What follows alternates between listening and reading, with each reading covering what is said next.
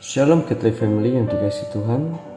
Mari bersama-sama kita menikmati teh hangat. Teduhkan hati, hadirkan semangat. Firman Tuhan memberi semangat di hari ini terambil dari kitab Mazmur pasal 5 ayat 2 sampai ayat yang ke-13. Demikianlah bunyi kebenaran firman Tuhan. Berilah telinga kepada perkataanku ya Tuhan, indahkanlah keluh kesahku. Perhatikanlah teriakku minta tolong, ya Rajaku dan Allahku, sebab kepadamulah aku berdoa. Tuhan, pada waktu pagi Engkau mendengar seruanku. Pada waktu pagi aku mengatur persembahan bagimu, dan aku menunggu-nunggu. Sebab Engkau bukanlah Allah yang berkenan kepada kefasikan. Orang jahat takkan menumpang padamu. Pembual tidak akan tahan di depan matamu. Engkau membenci semua orang yang melakukan kejahatan. Engkau membinasakan orang-orang yang berkata bohong. Tuhan jijik melihat penumpah darah dan penipu. Tetapi aku, berkat kasih setiamu yang besar, aku akan masuk ke dalam rumahmu, sujud menyembah ke arah baitmu yang kudus dengan takut akan Engkau. Tuhan, tuntunlah aku dalam keadilanmu, karena seteruku ratakanlah jalanmu di depanku, dan seterusnya. Getaway Family yang dikasih oleh Tuhan, kejahatan baik yang ditujukan kepada kita maupun yang terjadi di sekitar kita pasti akan menimbulkan suatu penderitaan.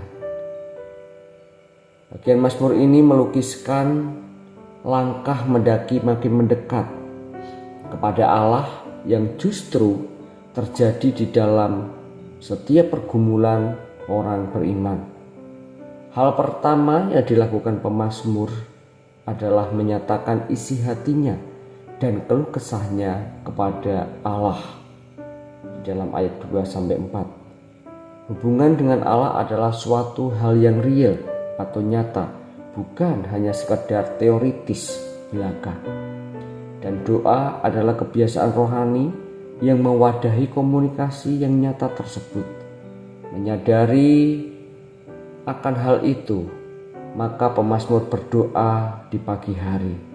Di dalam doanya, ia dengan bebas dapat meninggikan Allah sebagai Raja sambil meminta secara nyata seolah kepada seorang sahabat. Yang kedua, bahwa pergumulan rohani yang dialaminya adalah kesempatan untuk pemazmur mengakarkan keyakinan imannya kepada Allah, konsisten dalam kekudusannya. Apapun kenyataan yang kini dialaminya, tidak ia izinkan untuk mengaburkan keyakinan bahwa Allah membalas kejahatan dengan adil dan tegas menolak dosa-dosa. Pemazmur mengutarakan tekad imannya berdasarkan kasih karunia kekal Allah untuk makin maju dalam hubungannya dengan Allah.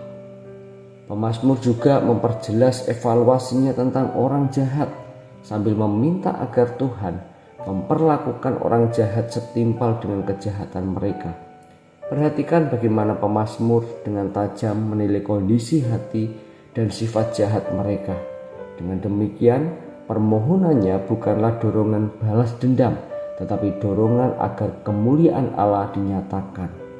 Dan pada akhirnya pemazmur mengutarakan keyakinan imannya bahwa orang benar akan bersuka cita sebab Tuhan melindungi dan memberkati.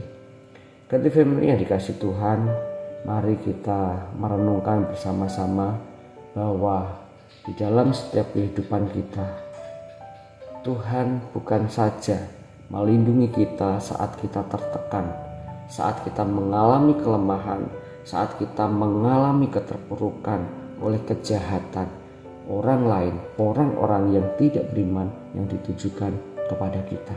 Melainkan Tuhan juga menuntun kita berjalan semakin mesra dengannya.